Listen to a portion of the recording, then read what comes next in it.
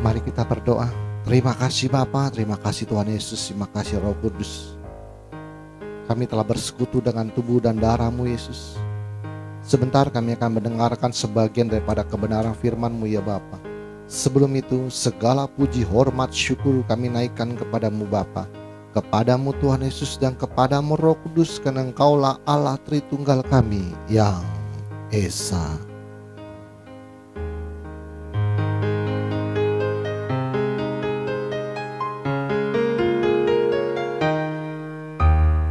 Hormat bagi Allah Bapa, hormat bagi anaknya, hormat bagi Roh penghibur, ketiganya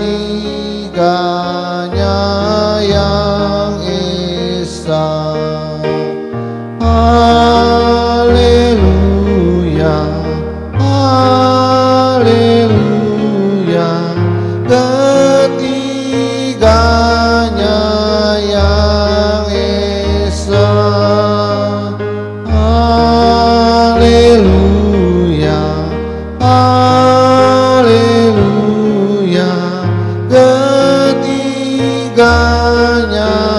yang Esa. Ketiganya yang Esa, ketiganya yang Esa.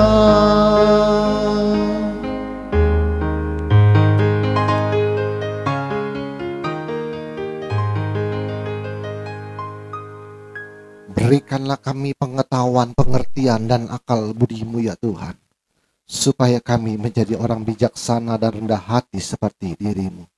Urapi hamba-Mu pada saatnya Bapa, menjamah lidah bibir hamba-Mu Roh Kudus, supaya apa yang hamba perkatakan menjadi kebenaran-Mu yang sempurna di akhir zaman ini Tuhan. Sembunyikan hamba-Mu di balik salib-Mu, biarlah Engkau semakin besar dan hamba-Mu semakin kecil. Persiapan hati kami bagian tanah yang subur di dalam hati kami, supaya firman-Mu dalam berbentuk logos tulisan mati menjadi rema dalam kehidupan kami. Terima kasih Bapa, terima kasih Tuhan Yesus, terima kasih Roh Kudus. Di dalam nama Tuhan Yesus kami telah berdoa dan mengucap syukur. Haleluya. Kita yang percaya katakan amin. Mari kita ucap salam kita. 1, 2, 3. Salutam en Christo en dunameon energemata. Salam di dalam Kristus, di dalam kuasa mujizatnya. Amin. Silakan duduk. Shalom semuanya. Oke, silakan pegang fotokopi suci semuanya. Sampai mana halaman berapa? Oke, sampai jam 12:30 ya, setengah jam aja. Kita kebut juga nggak ada gunanya, orang disuruh sabar. Kebut juga nggak ada gunanya kan, disuruh sabar. Saya minggu-minggu ini iseng aja karena ada sebuah orang pendeta lagi bikin konten tentang Kain telah incest dari adik-adiknya. Saya isengin aja, saya download dia punya video dan saya komentarin. Dan akhirnya panjang lebar dan akhirnya dilihat daripada komennya, maka ada 3 orang yang marah-marah karena saya tidak tahu kasih jawabannya. Argumen terus katanya. Suka-sukanya saya lah.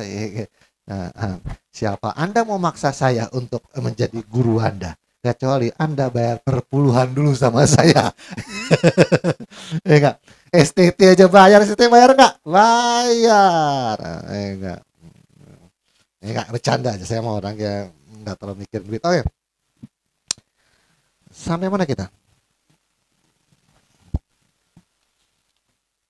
Sampai mana ya? Saya lupa nih. Oh iya. Oh, pernyataan luar biasa. Ya, ingat saya. Paulus, kita cari-cari standar kecelahnya itu. Ya.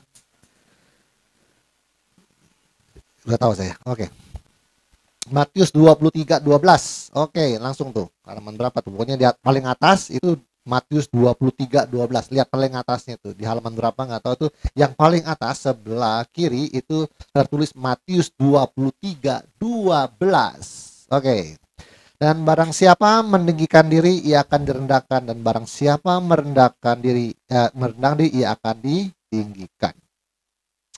Kesombongan atau meninggikan diri itu sangat sulit disadari karena manusia secara alami itu akan bereaksi membanggakan diri jika ada kelebihan dari orang lain. Oleh karena itu, kita yang di ruangan ini selalu meminta hati yang rendah hati kepada Tuhan, supaya Tuhan tidak memberikan duri dalam daging. Ini sudah menjadi aturan dari Tuhan. Jika seseorang sombong, Tuhan akan merendahkannya. Tekan dulu ya.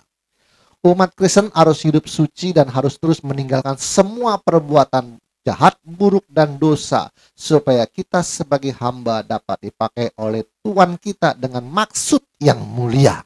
Sombong, tinggi hati, memegahkan diri, membanggakan diri, meninggikan diri adalah setali tiga uang alias sami mawon.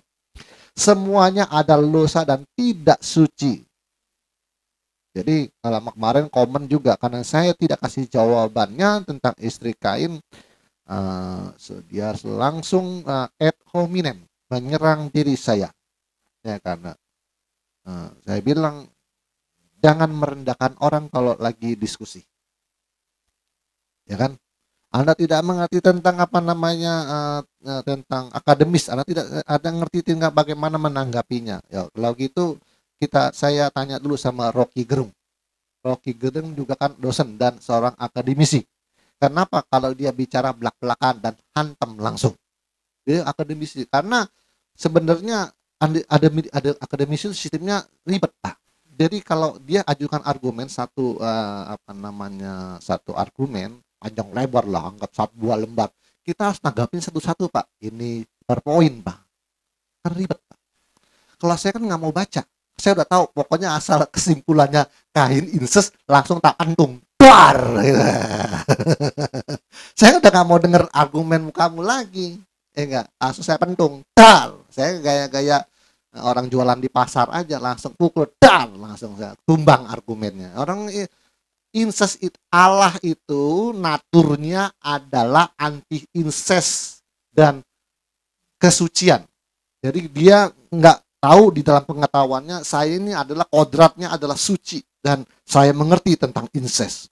Incest itu akan merusak kromosom dan gen jika terjadi sampai 4 generasi. Ngerti ya? Ya, mulai rusak gen dan kromosom itu 4 generasi.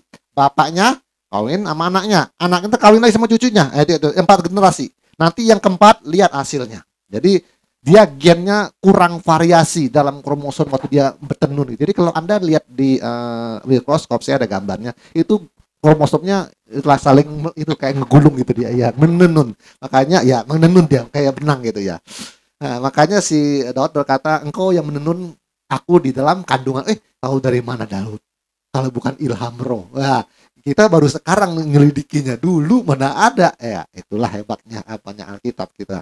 Itu dia saling kromosomnya. Jadi kalau variasi gennya sedikit, maka generasi keempat itu akan cacat lahirnya, yang nggak punya mata, nggak punya telinga, yang nggak punya tangan, agak pikirannya kayak kayak anak kurang, ngomong agak tuh lalit. Jadi pokoknya semuanya kurang.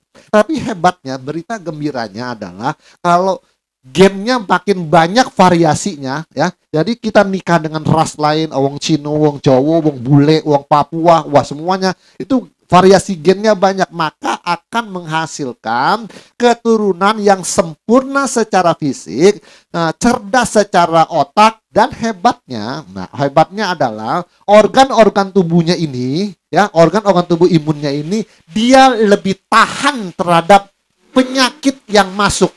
Hebatnya di situ. Jadi hebatnya kalau dia bervariasi gen itu organ tubuhnya imunnya kuat.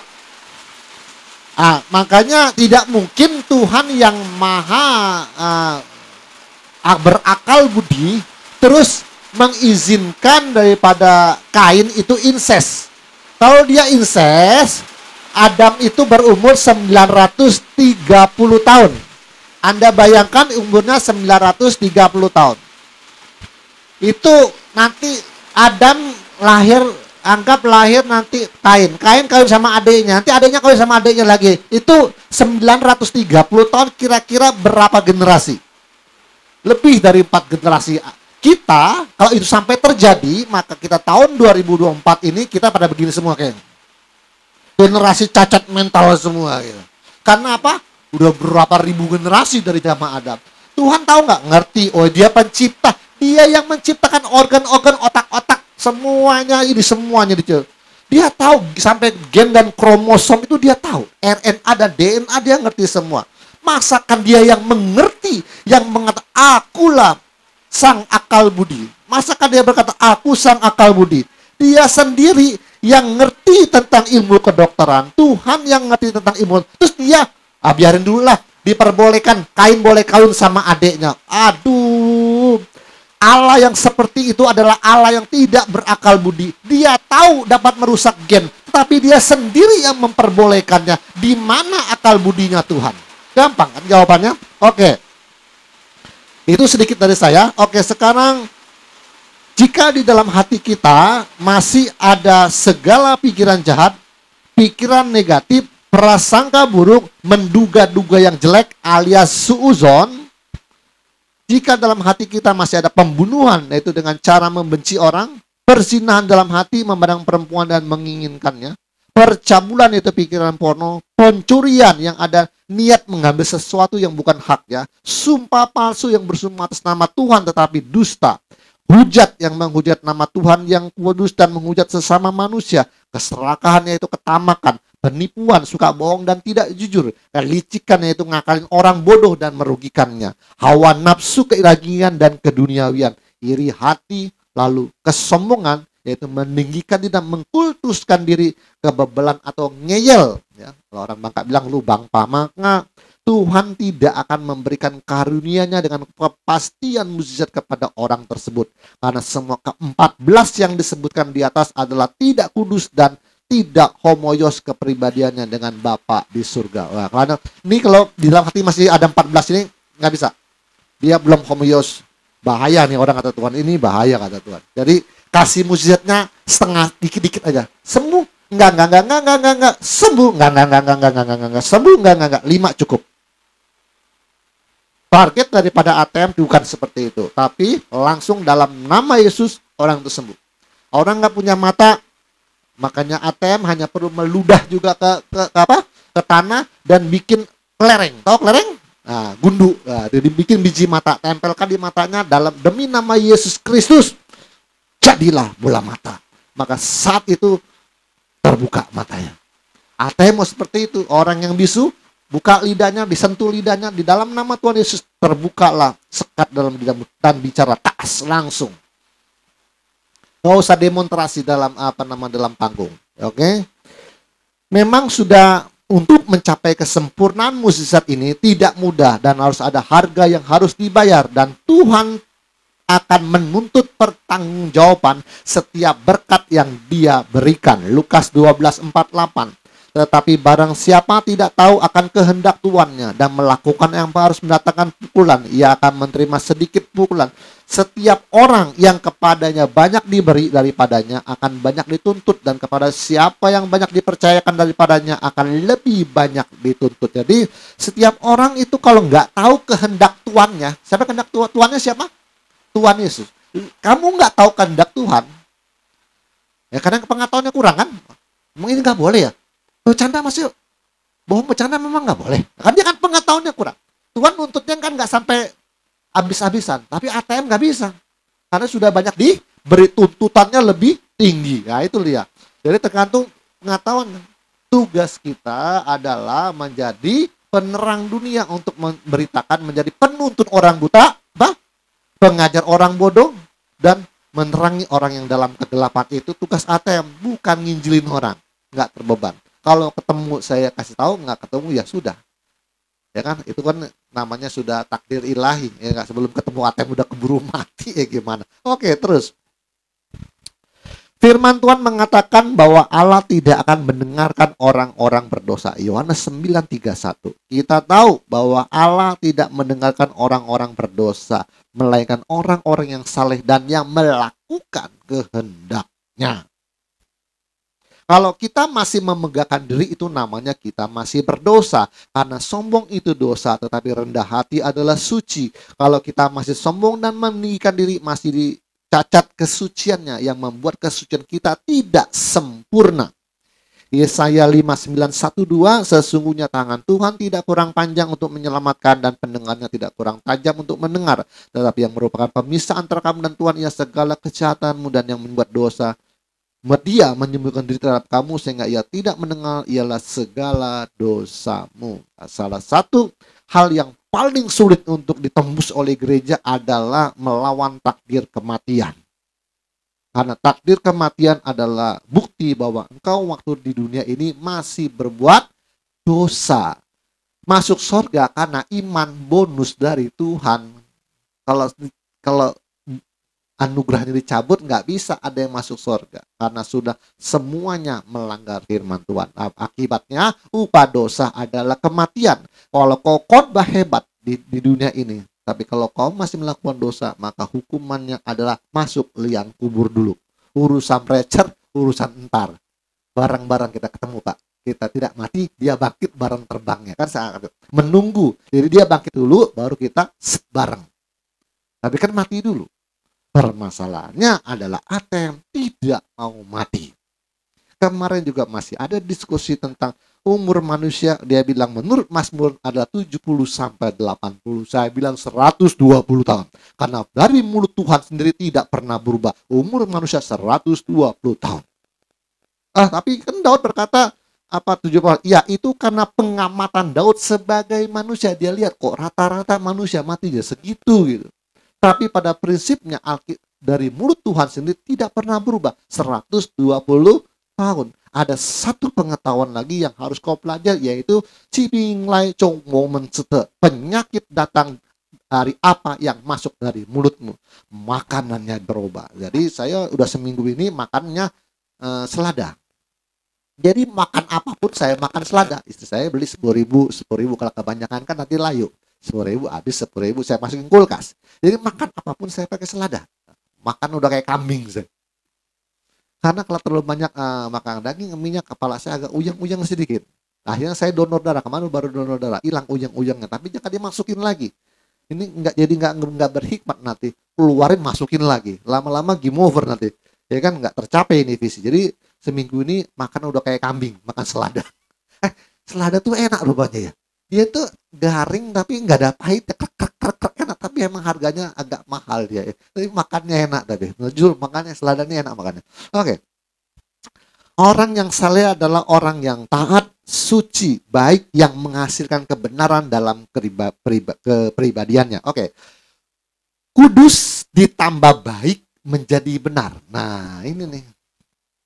Ini rumus untuk ATM, khusus ATM. Tapi kalau gereja lain mau prakteknya juga boleh. Kudus ditambah baik menjadi benar. Jam jalan nggak nih? Jalan. Oke. Ini baru 10 menit saya ngomongnya. Kudus ditambah baik menjadi benar. Kita nih menganggap diri kita suci. Kudus, melakukan kehendak Allah. Khotbahnya begitu hebat. Wah, urapan semua. Kita kan dianggap orang suci, kudus kita. Tapi kalau tidak ada kebaikan, maka argumen dari netizen, argumen dari rakyat, dari masyarakat, maka dianggap tidak benar.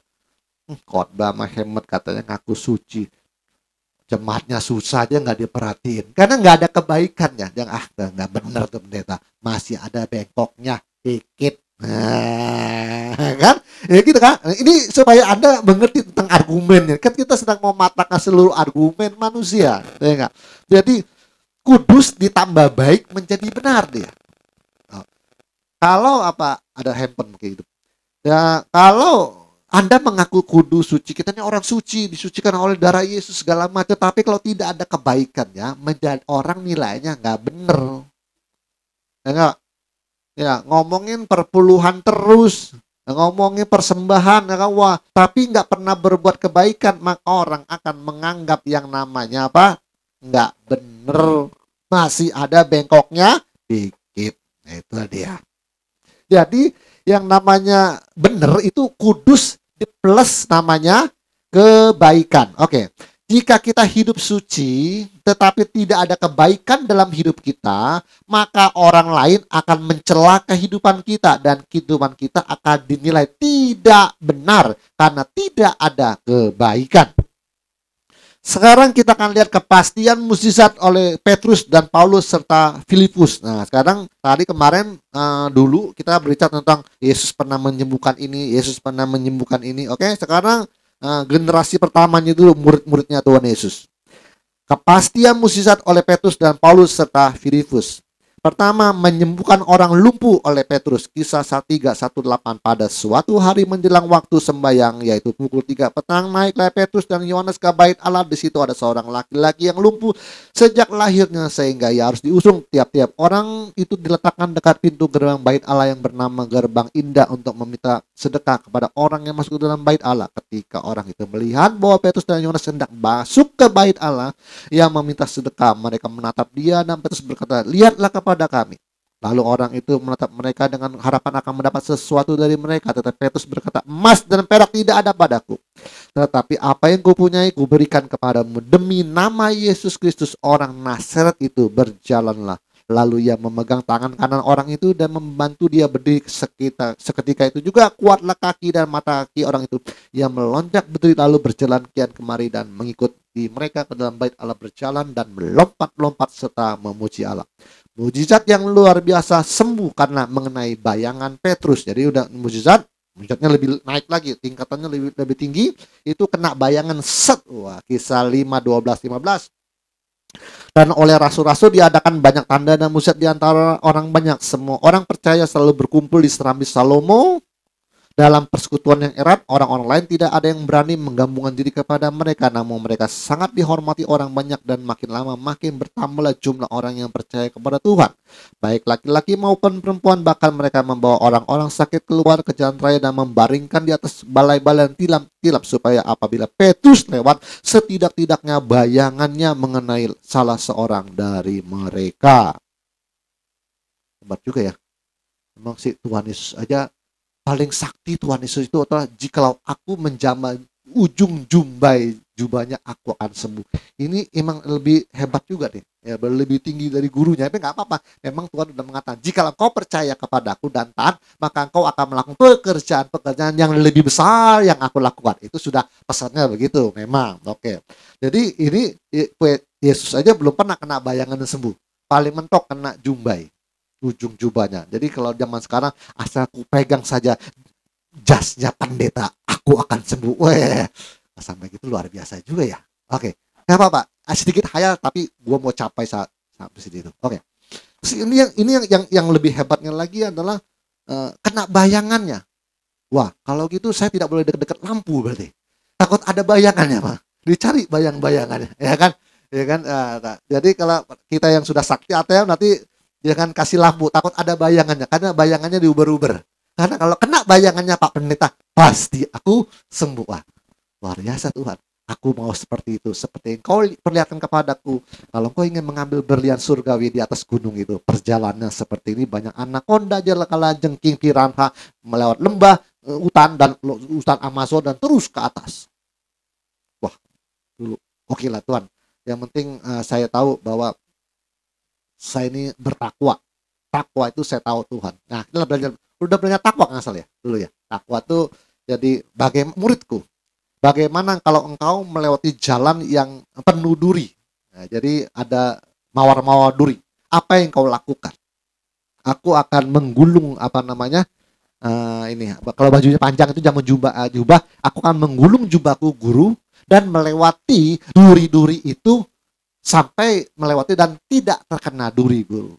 Itulah yang artinya takwa. Artinya kita berjalan di dalam dunia ini yang penuh dosa, tetapi Tuhan melindungi kita dalam perjalanan hidup ini supaya tidak tersentuh dosa. Itu artinya. Itu takwa, itu lebih dalam. Saya membawa Anda pada level pengetahuan yang lebih tinggi. Takwa itu bukan hanya melakukan perintahnya dan menjauhi larangannya, tapi takwa adalah Seperti orang melewati jalan yang penuh duri. Wah, duri semua nih, semak-semak semua. Dia harus menggulung dia punya lengan jubahnya supaya dia bisa lebih sempit dan melewati jalan itu tanpa kena duri. Itulah namanya takwa juga. Artinya kita dalam menjalani kehidupan ini dilindungi oleh Tuhan supaya dalam perjalanan hidup ini dan melewati duri-duri dosa kita tidak pernah tersentuh oleh dosa. Nah, itu dia. Itu namanya takwa yang levelnya lebih tinggi. Oke. Terus Paulus mengusir roh jahat. Pada suatu kali ketika kami pergi ke tempat sembahyang itu, kami bertemu dengan seorang hamba perempuan yang mempunyai roh tenung, dan dengan tenung-tenungannya tuan-tuannya memperoleh penghasilan besar. Dia mengikuti Paulus dan kami dari belakang sambil berseru, katanya, orang-orang ini adalah hamba Allah yang maha tinggi. Mereka memberitakan kepadamu jalan kepada keselamatan. Hal itu dilakukannya beberapa hari lamanya, tetapi ketika Paulus tidak tahan lagi akan gangguan itu, ia berpaling dan berkata kepada roh itu, demi nama Yesus Kristus, aku menyuruh engkau keluar dari perempuan ini. Seketika itu juga keluarlah roh itu. Jadi ini kayaknya diolok-olok nih. Nih hamba-hamba Allah nih yang mintakan jalan keselamatan diulang-ulang berapa hari. Kalau lama nggak tahan lagi sih Paulus. Aduh, ini ganggu gua aja nih katanya. Demi nama Yesus keluar roh, keluar. Oh, langsung. Mantap juga ya. Oke, mukjizat yang luar biasa. Tadi Paulus mengusir roh jahat itu biasa. Naik tingkat. Mukjizat yang luar biasa oleh Paulus. Sembuh dengan sapu tangan dan kain bekas Paulus. Wah, luar biasa nih. Kisah 19:11-12. Oleh Paulus, Tuhan mengadakan mukjizat yang luar biasa. Bahkan orang yang membawa sapu tangan atau kain yang pernah dipakai oleh Paulus dan meletakkannya atas orang sakit, maka lenyaplah penyakit mereka dan keluarlah roh jahat. Luar biasa ya. Jadi ada mukjizat gini. Ada beberapa tingkatan. Ini biasa. Yang namanya mukjizat itu di luar biasa enggak? Oke, biasa. Yang namanya mukjizat di luar dari biasa. Kalau mukjizat yang luar biasa artinya apa? Mukjizat yang biasa ini dia lebih lagi luar biasa. Mukjizat yang luar biasa. Nah, ini harus ngerti ya kan Paulus, Tuhan mengadakan mukjizat-mukjizat yang luar biasa. Makanya orang pembagiannya nggak ngejelimet kayak ATM sih. Ini biasa. Kalau pakai dokter biasa nggak? Biasa. Pakai mukjizat luar dari biasa. Tapi ada satu tingkat lagi, mukjizat yang luar biasa. Ini sudah mukjizat, Pak. Lebih luar biasa lagi yang dari biasanya. Karena kalau orang sembuhin orang tumpang tangan, ini enggak. Bekas sapu tangannya juga sembuh. Kena bayangannya pun sembuh, jadi di luar dari yang biasa. Sesuai firman Tuhan tadi ya, kita diminta sabar oleh Tuhan, karena perjalanannya memang agak jauh.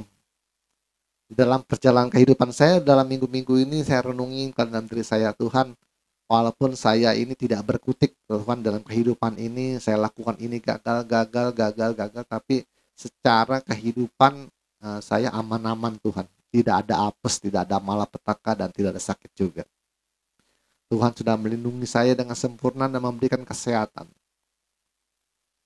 Tapi saya sungguh luar biasa, saya berbilang Tuhan, tapi hasilnya adalah sekarang hari ini kita adalah orang-orang yang bijaksana.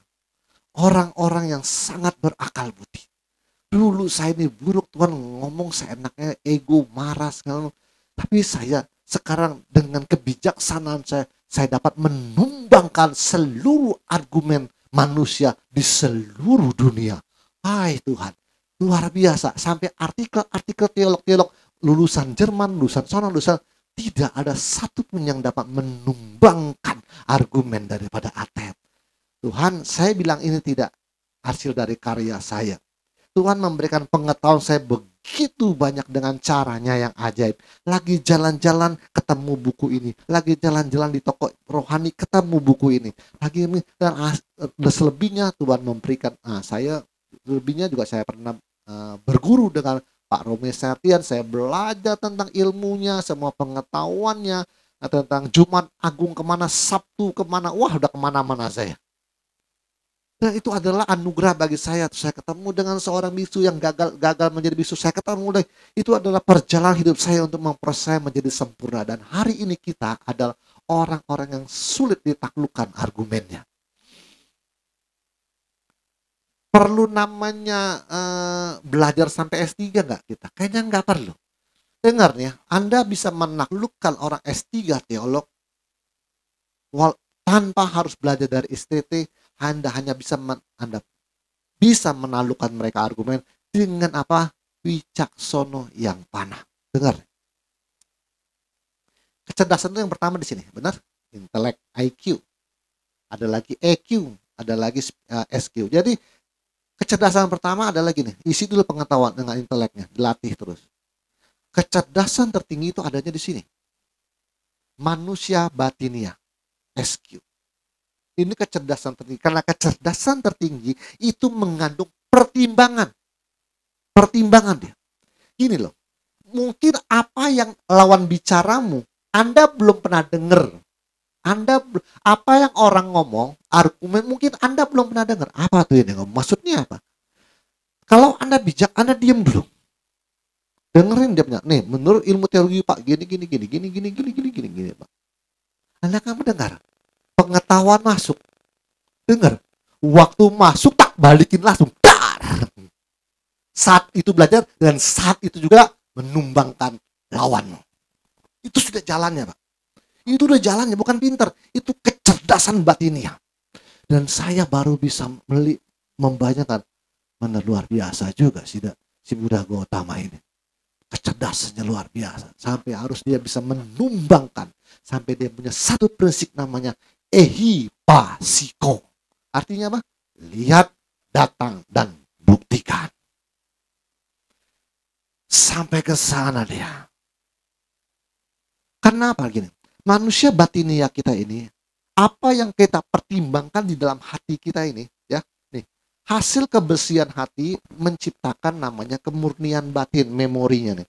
Apa yang kita pertimbangkan dalam hati, ya, buruk atau baik, disimpan di dalam memori namanya batin. Nanti engkau bergeraknya itu bukan pakai hati lagi, tapi pakai refleks. Tangkap gak? Refleks. Kalau saya lagi ngomong, saya kepikiran nggak saya ini lagi bersender? Enggak. Saya kalau lagi ngomong, saya mikirin nggak bahwa saya pegang mic? Enggak. Dengar enggak? Kenapa? Yang namanya mikirin tuh begini nih. Ngomong, mikir mic, senderan. Satu-satu dipikir. Gitu, gede ya. Kalau Anda berjalan, nah ini belajar sekali sebentar tentang meditasi Vipassana. Kalau Anda berjalan, begini caranya yang namanya kewaspadaan. Angkat kaki, turun.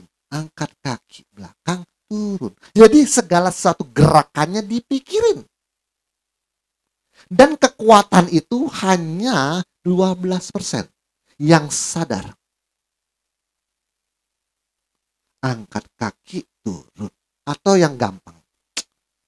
Berdiri, duduk. Jongkok, berbaring. Tapi semuanya dipikirin. Kalau ada nyamuk nempel, dipikirin dulu. Aduh, gatel bener. Pak! Nah gitu. Pokoknya semuanya harus sadar. Ngerti maksud saya? Oke. Jadi semuanya dipikirin. Oke. Itu kekuatannya hanya 12%. Kalau Anda naik motor, oke, pikir gas, rem, masuk gigi, lambat kan? Karena semuanya harus disadari dan dipikirkan. Tapi ternyata setelah Anda belajar naik motor, semua apa yang kau pelajari dengan otakmu, pertimbangan, disimpan dalam memori alam bawah sadar namanya manusia batinia. Dengar. Naik motor mikir lagi nggak? Hei, apa kabar? Nggak kepikir semua kan? Itu kekuatannya 88%. Banyak mana? Sadar yang kepikir atau yang tidak kepikir? Ya, yang refleks, no? Nah, tugas kita di ATM, saya mengajarkan Anda tentang wicaksono yang panah, supaya setiap yang dulu pertimbangan hatinya tuh buruk, suuzon, berpikir negatif itu, dia kan bisa diinstal dengan otakmu. Diinstal pulang, oh kayaknya salah. Dia mempertimbangkan. Nah, hasil pertimbangan itu masuk dalam manusia batinia. Nanti waktu orang ngomong, Anda nggak mikir, Bu Ika begini, oh enggak, kata Bu Ika, begini yang bener. Langsung refleks. Karena sudah tersimpan dari manusia batin ya. Di dalam batin. Itu yang Tuhan mau. Kita sedang diperbaiki yang di dalam, itulah namanya proses apa? Metamorfosa, yang di dalamnya yang dirubah. Saya mengajak Anda, jangan ngajar orang banyak terlalu keluar. Kenapa? Karena mau narkoba. Kenapa kamu jadi menjual diri? Saya kecewa dengan orang tua saya, Bu. Karena saya begini, ini hasil dari orang tua saya. Hei, kelas saya banyak begini. Hei, dengar, kamu yang suka bilang orang tua yang salah. Kamu yang menentukan hidupmu. Kau harus berjuang untuk keluar dari perbuatanmu yang buruk. Itu khotbah salah, saya kasih tahu. Orang ini dididik orang tuanya secara buruk. Dia trauma, kecewa, kepahitan, akhirnya dia hidupnya narkoba, mabok-mabukan, jadi PSK, jadi gigolo. Itu dia bilang, ini saya hasil dari orang tua seperti ini. Anda sebagai penerang kegelapan dan penuntun orang buta, nggak boleh. Kamu berubah dong, kamu harus berubah. Hidupmu ditentukan oleh dirimu sendiri. Itu salah. Kamu artinya cari salahnya orang tuh nuntut orang berubah. Yang jadi penuntun siapa ya? Yang jadi penerang nggak boleh, bantuin. Kenapa? Gini nih, saya kasih tau. Oke, saya bantu kamu supaya kamu hilang traumanya, kamu hilang kepahitannya, kamu hilang kekecewaannya. Mari, saya kasih petuah sedikit. Nah begitu, jadi membantu kita dari dalam, kita bantu dia renungan, angkat dia keluar. Ini gelap Pak, orang tuh trauma itu kan gelap Pak. Ini kecewa, kepahitan kepada orang tuanya, ada didikan yang buruk Pak. Hanya dia jadi PSK, narkoba, mabok-mabokan, ngelem jadi anak pang Pak. Itu jangan dicari salahnya terus bilang, kamu udah salah, berbuat salah, kamu harus berubah. Nggak boleh, itu namanya ngajar orang arahnya keluar. Ke dalam, korek dia dari dalam, pakai renungan, keluar. Itu yang ngajar, yang bijaksono, yang panah. Ya, bagi kita yang di sini ruangan ini sedang menuju ke sana supaya setiap pertimbangan ini salah, ini benar, ini salah. Saya beberapa kali berbicara dengan Pak Andres, Bu Ika setelah bahwa saya menilai Anda cukup luar biasa. Ya, Anda sudah mulai begini, harus begini Pak. Ya, oh ya. Berarti refleksnya sudah bagus. Tanpa harus mikir dulu gimana ya, Pak? Nah, enggak begitu. Wah, kita harus sampai tahap di sana. Yesus aja kan nggak mikir. Bolehkah membayar uang kaisar? Ntar, saya mikir dulu. Kan begitu Tuhan. Tunggu ya, saya mikir dulu. Guru, jangan kelamaan mikirnya. Kan enggak? Ininya beda. Semua yang kesucian, kebenaran, kebaikan itu sudah tersimpan dari atas. Dia adalah Allah dan menjadi manusia. Keadaan manusia batinianya berubah enggak? Enggak berubah. Tetap suci sempurna. Apapun argumennya, mau dikunci, mau disekak, langsung keluar dia. Secara refleks. Gambar dan tulisan siapakah ini? Gambar dan tulisan kaisar. Berikan kepada kaisar apa yang kaisar, dan berikan kepada Allah apa yang refleks langsung. Saya bilang, Tuhan, saya mau seperti itu Tuhan. Nggak mau pakai renungan lagi, refleks langsung Tuhan. Boleh? Legowo nerimoi tandum. Mari kita berdoa. Terima kasih Bapak, terima kasih Tuhan Yesus, terima kasih Roh Kudus. Hamba-Mu telah selesai ya Tuhan. Kumpulkan kami lagi minggu depan Tuhan, dengan jam yang sama, dengan kesehatan yang sama. Kami bersyukur kepadamu Tuhan, kami menjadi orang-orang yang bijaksana. Kami bersyukur kepadamu Tuhan, kami diberikan akal budi. Setiap pertimbangan, nalar, logika, dan pemikiran kami selalu berdasarkan akal budi. Tidak asal-asalan. Segala sesuatu apa yang kami pertimbangkan, kami ucapkan, kami pikirkan, dan apa kami perbuat, selalu kami berkata, ada pertimbangan akal budi. Untuk apa engkau ucapkan, untuk apa kau lakukan. Terima kasih Bapak, terima kasih Tuhan Yesus, terima kasih Roh Kudus. Sampai disinilah didikanmu Tuhan. Engkau terus membawa kami kepada level-level yang lebih tinggi tentang kebijaksanaan yang tinggi. Semua argumen manusia telah ditaklukkan di bawah. visi daripada ATM. Terima kasih Tuhan, semua adalah pemberian, perbuatan, dan pekerjaan tangan-Mu dalam kehidupan kami. Kau terus memberikan Rematos Kristo yang terbaru, Rematos Kristo yang terbaru. Terima kasih Bapa, terima kasih Tuhan Yesus, terima kasih Roh Kudus. Di dalam nama Tuhan Yesus kami telah berdoa dan mengucap syukur. Haleluya, kita yang percaya katakan amin. Tuhan Yesus memberkati.